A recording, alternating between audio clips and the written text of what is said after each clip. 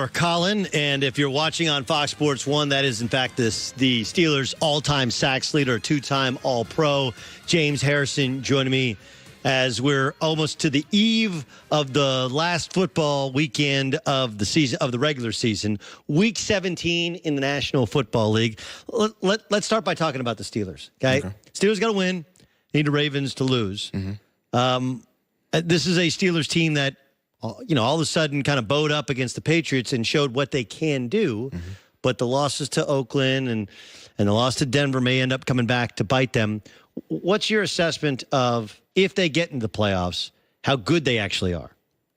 If they get into the playoffs, like, I believe the Steelers have a team that can make a Super Bowl run and win the Super Bowl. It's just that they have to get to where they're consistently playing at that level that they're capable of. Why are they so inconsistent?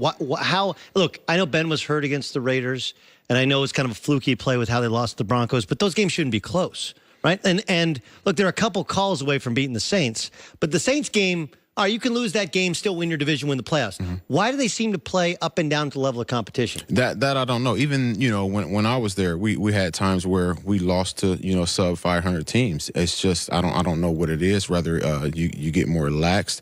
I don't even believe that you know, we have won in Oakland, you know, since what, 2000? Oh, it might have been since 2002, 3, something like that. So I think it leads down to, you know, like I said before, I think that the person that has to take the most blame is your head coach. He has to get your team prepared and ready to go out there and play at your top level, no matter what the opponent is. You know, it is interesting because Le'Veon seemed to lose his support in the locker room. Then he lost his support really on TV and on radio. But it should be pointed out, like, look, James Conner's had a great year, been really good. Oh, yeah. But if they have Le'Veon Bell, they're in the playoffs. Like, he's a tremendous back. I'm not saying he's worth what he wants to be paid, right? Oh, well, I think he is. Okay, but whatever anybody thinks his value is, remember, you could have had Le'Veon and James Conner if they could find a way to work it out. This would be a far better football team, wouldn't it? I think it would be better, but that's still, you know, even with what they have now and the numbers that, you know, James has put up, they're comparable to Le'Veon's. It's no reason that, you know, they shouldn't be, you know, the top in the AFC North easily. Who is your James Harrison joining us in the herd? Doug Gottlieb filling in for Colin. Of course, James, all-time sacks leader in Pittsburgh Steelers history and a two-time All-Pro. Forget about all the Pro Bowls that he was in. 2008 Defensive Player of the Year. If you had a vote for MVP, who would it be?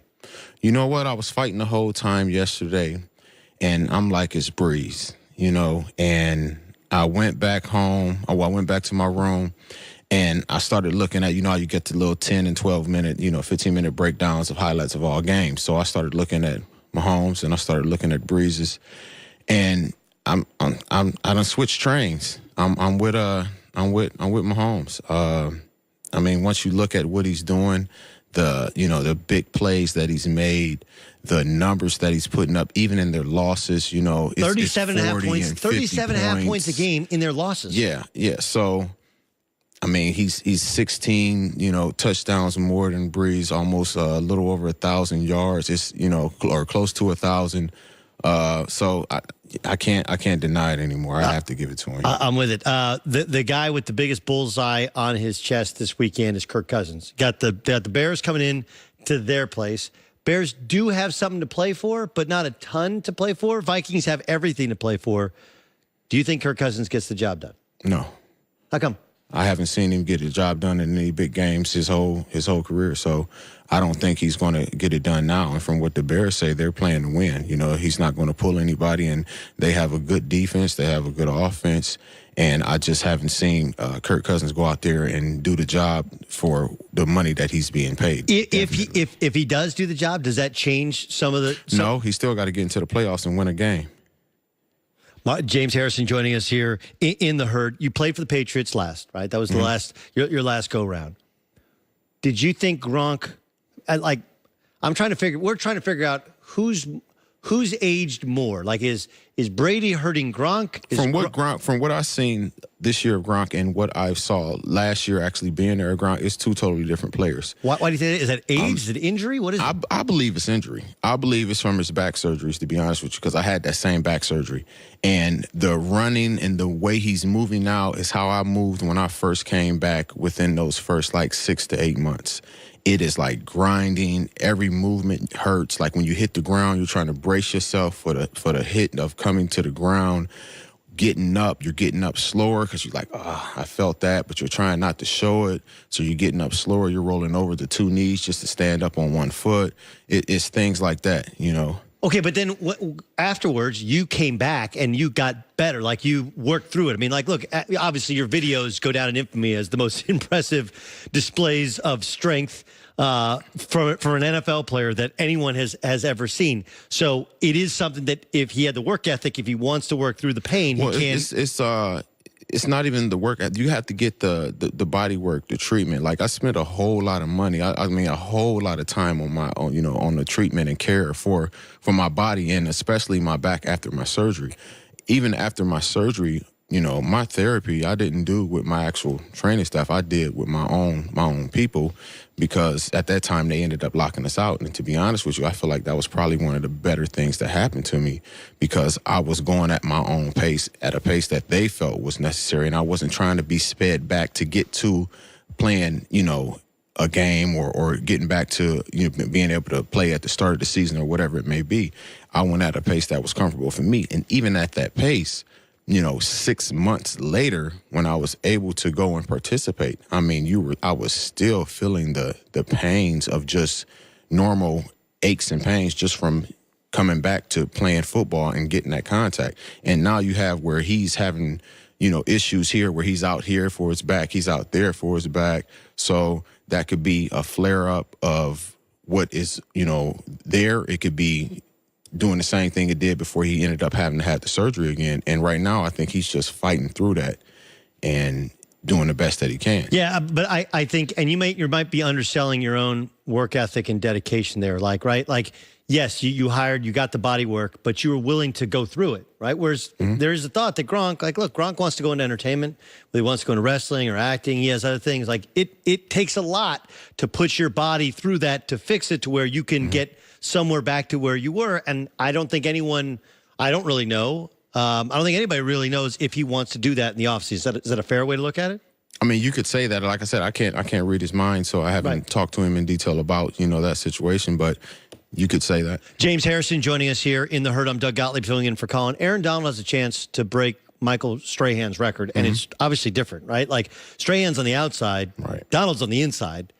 Feels to me way more impressive. Like, that's not taken away from Strahan, but like, to do it on the inside feels crazy impressive and almost impossible if you would have looked at it before the season. Yeah, I would have never thought anybody would have been able to get the numbers that he has put up. So for those of us who have not lined up in the trenches and tried to tackle the quarterback for a living, when you watch, what about Aaron Donald impresses you specifically? His speed and his power. Like, his speed and power off the line. Like, if you don't double him, and even instances where he's doubled, he's still beating these guys. Like, if you don't double him, you don't have a chance of literally, like, blocking him by himself and thinking that he's not either one, going to push the one man that's trying to block him straight into the quarterback, or just beat him off the gate within the first step or two. What's I think, Melvin Ingram, the Chargers guys told me this about him. They were like, look, dude, what's impressive about him was we gave him money last offseason, and he was better the next season. And you could say the same about Khalil Mack, but you can definitely say it about Aaron Donald. Like, some dudes, the fear that teams have always had is, we give you this big check, this big guarantee, and you're going to hit cruise control because you don't want to get hurt. You know, you fought for all that money, and you'll play hard. Aaron Donald, I don't think guys fear that. Once you get that big contract and now you have that guarantee, now to me, I can let loose. No longer am I holding back, because I know I have this guaranteed money. If I get hurt, they're going to allow me the time to come back because they're invested in me now. So now I could go out here and play like a wild man.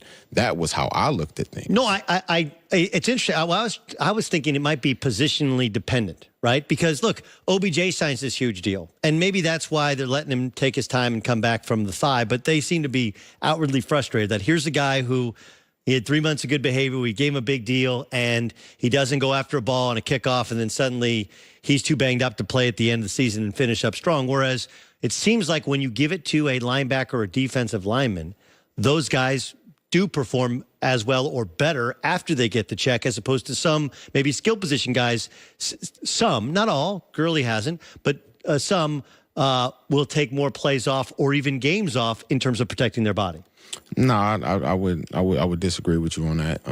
I think to each individual and situation, you may have a circumstance where it may look like, oh, he may be trying to save himself. I don't think that's the case. Like for me, and even, offensive, defenses, no matter, what those guys are, it's, dude, I just got this money. I'm paid. I ain't got to worry about nothing. I can go out here and I can play balls to the wall and not have to worry about anything, because I know if I go out here today and I tear up something, they're going to give me the opportunity to come back because they're fully invested in me. They can't just release me and let me go because they still owe me 40, 60, $50 million. The Ravens have been super impressive defensively. I mean, really, really impressive. I watched them in person against the Chargers last week, and they just dominated that Chargers offensive line. They got the Browns coming in.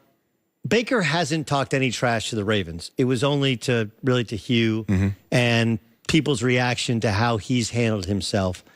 Does any of that, he says, like, look, this is a game of competitive dudes. It doesn't matter. Does any of that, I mean, you were one of the nastiest, toughest dudes to play in the league. Does any of that stuff actually matter on an NFL Sunday?